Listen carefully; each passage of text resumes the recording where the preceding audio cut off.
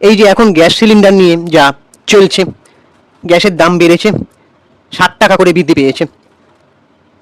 যাদের আবার গ্যাসের মানে রেজিস্ট্রেশন নেই, মানে লাইন নেয়নি, তাদের ব্ল্যাকে গ্যাস কিনতে হয়। সো এই সুযোগে যারা ডেলিভারি ম্যান, যারা গ্যাস দিতে আসে, তারা 20 থেকে 30 টাকা করে তো নেয়, ঠিক আছে, যদিও এটা তাদের নেওয়ার কথা নয়, কারণ তারা একটা মাস হিসেবে স্যালারি পায়। তো তারা এখন কি করছে, 50 টাকা করে নিচ্ছে। গ্যাস বুক করছো তুমি, আর বলছে যে এখন নাকি গ্যাস পাওয়া যাচ্ছে না, তাই 50 টাকা করে দিতে হবে। আবার এরা নাকি পুজোর সময় 100 টাকা করে নেয়। এটা কেন? এই জিনিসটা বন্ধ করা উচিত, ঠিক আছে। তো আমার বাড়িতে এসেছিল 50 টাকা চাইতে, আমি দিইনি। তো 20 টাকা করে এটা দিই, কারণ এটা সে কষ্ট করে নিয়ে আসে, এটা ভেবি। তো এই 20 টাকা করেও কি আমার দেওয়া উচিত? তোমাদের কি মনে হয়?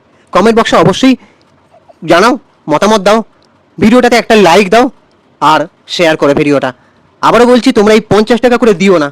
উপরতলায় বয়ে নিয়ে আসছে, তার জন্য আরও টাকা বেশি। এটা করো না। পুজোর সময় 100 টাকা তো দেওয়া দূরের কথা, একদমই দেবে না তোমরা। এই জিনিসটা বন্ধ করো, নাহলে এরাও কিছু মানুষ পেয়ে বসেছে, গরিবদের থেকেও মানুষ টাকা লুটছে। আর এই গ্যাসের যে সিচুয়েশনটা চলছে, এটা আশা করি তাড়াতাড়ি ঠিক হয়ে যাবে। ঠাকুরের কাছে প্রে করি। তো এত চিন্তা করো না, সবাই মিলে প্রার্থনা করো, সব ঠিক হয়ে যাবে।